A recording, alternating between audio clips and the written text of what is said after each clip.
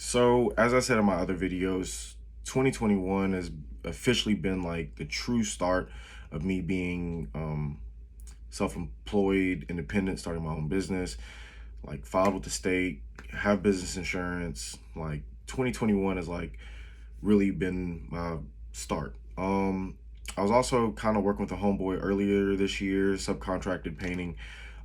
He only has like a painting business, and of course, like he power washes only because he paints, but it's not like a power washing business. Is you gotta power wash a house before you paint the exterior of a home.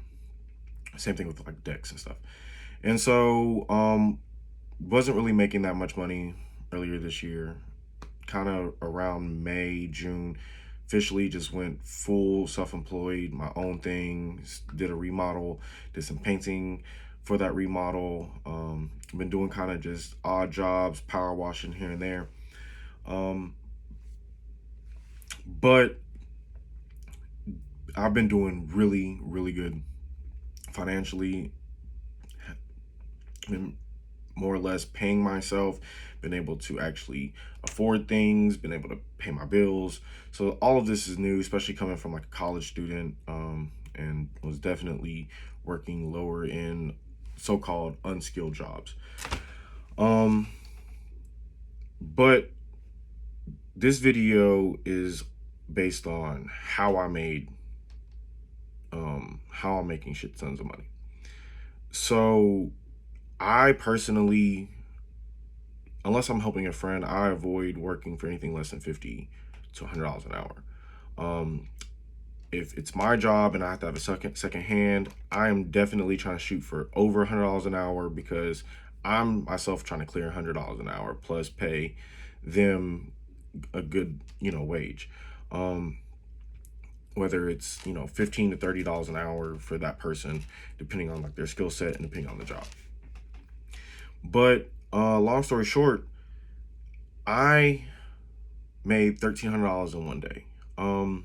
And that's just pure cold hard profit after materials, after paying my homeboy really good. Me and him knocked out this painting job. He ended up getting me the painting job only for the simple fact his friend wants to start a t-shirt company, tore down a wall, tore down like the metal studs, the sheetrock, actually to put up new sheetrock, well, in certain areas, corners, tape, did a couple pretty much drywall repair. Then of course with that you had these ugly sections on the wall, and so we had to paint it. Told the client like, hey, you already have this gray. He's like, well, just match it. And I'm like, well, you can't do an exact match. So even if we just cover up these this new area where we did sheetrock work, or these corners where we did sheetrock work, you're gonna know the difference. And he's like, okay, paint it gray. So went in there, painted the whole room gray. Did the trim, painted ultra white. For some odd reason, like the crown molding in there doesn't flow throughout the whole building, didn't even flow throughout the whole room. It would be like 3 walls had like crown and like the other couple walls didn't have crown, so I don't know. But did what I did. First job painting it gray, I cleared like $800 after materials and after making sure that my homeboy, I think he averaged like 40, 50 an hour for that job. And still gave that guy like a really good deal. And of course, like other painting jobs is like, very lucrative, but a lot of times they're more difficult and you're not really able to kind of get in and out. But this one was like, got it knocked out in a day. Did that in a couple hours, had to go to Lowe's, do some other things, get some flooring for the actual shop and everything. Goofed off, went to lunch. Then everything dried, and then he calls us back and he's like, look, yo, I really need white because the way that the light reflects, I'll be able to see the color of the shirts and see true colors. And I'm like, well, listen, like white is a very difficult color because if you're not painting on top of like a white primer or already painting on top of white paint, you're gonna have to do at least 2 or 3 coats. He's like, listen, I get it, I'll pay you more, pay you extra, whatever, cool. So went out there, did a couple extra coats, gave him a really good deal just because I was already had the painting stuff out, and it was just kind of like did not have a chance to really clean my brushes and all this other stuff. And besides, like, I've done a lot of work for this guy before and other handyman related kind of stuff, carpentry related things. So I was like, I gotta give this dude a deal. So all in all, after painting it white, I averaged $100 an hour, 1300 bucks profit. That's not including materials. He provided all the prices for materials, paints, all this other stuff. All I had to do is just bring the stuff that I already had, like a paintbrush, stuff like that. Paid my homeboy. He made like a good 40, 50 an hour. I think his average was like 47 an hour, some shit like that. After what he made, after what I paid him. And normally I would be making a lot more because I would be charging more. I'd be charging $4 a square foot. This guy, I think I gave it to him for like two and some change, almost $3 a square foot. So it was a really good deal. Plus, even on the second time that I did do the repaint of the white, I went in there, went hard, rolled it, cut in twice, rolled it twice, boom, boom, rolled had to come back and I just rolled it a third time just because it wasn't to my satisfaction. He was cool with it, but it wasn't to like my satisfaction. So did that. And with that being said, like I truly believe that people should definitely go into skilled labor. There's a lot of things that a lot of people are not making less than $25 an hour in a lot of jobs, unless you're just like entry level or you're just getting slaved out by like this, dictator of a boss that you have. But a lot of these jobs you can get paid really good money. And so, yeah, that's how I made $1,300 in one day. And will probably continuously push towards making that kind of money.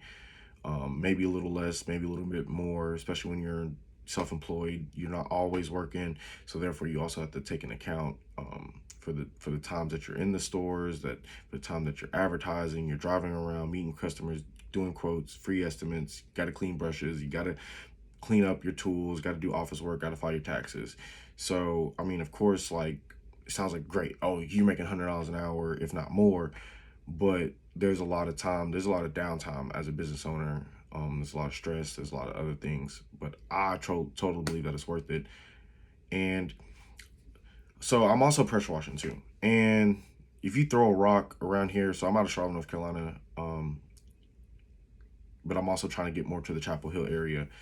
If anybody knows anything about North Carolina, Chapel Hill is like huge because it's like in the Raleigh, Durham area, especially now that Apple's about to be building their new plant, well, not plant, but I guess their second headquarters in the Durham area. But I'm trying to get closer to there for potential going back to for my master's and JD in the future. So it would be great to go ahead and have clients out there. But there's a lot of money to be made, but pressure washing. The thing about pressure washing is everybody and their mama has a pressure washing sign every 5 feet. You throw a rock, you're hitting 2 pressure washing yard signs, or somebody's pressure washing something. So learn how to paint. This is a skill that a lot of people are not going to be able to do. A lot of people are going to be scared to get on a ladder. A lot of people don't have steady hands. A lot of people don't have the patience for paint to dry, especially when you're doing sheetrock work or you're having to do prep work, painting, not painting, but caulking, taping off, covering people's clients' belongings, stuff like that. All that takes time. And a lot of people just don't have the skill set for it either. And it's not something that, it can be done by a robot. And regardless, at the end of the day, people are always going to need their stuff painted. The only competition is that you're going to have is that like there are going to be people who will legitly do it for like $1 an hour. Not necessarily, like, that's just me over exaggerating, but there literally are people who would be willing to paint for so cheap. Like I have a homeboy, he's in property management, he works at an apartment complex, and I was thinking about getting like an apartment, like a contract with an apartment complex, but they're legitly painting like high-end apartments for like $200 to $500 apartment. Like there's no way I could do that.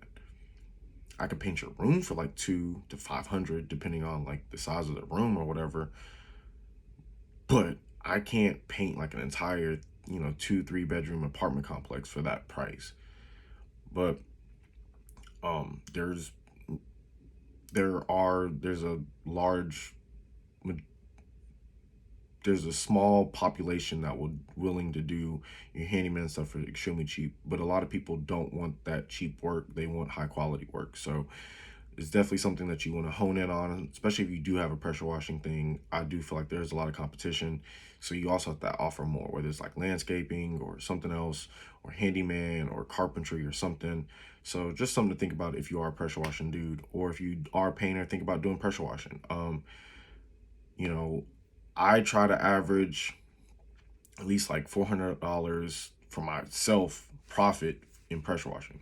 So, even if it's like my one job a day and I get it done in a couple hours, like at the very least, it's still like 50 an hour.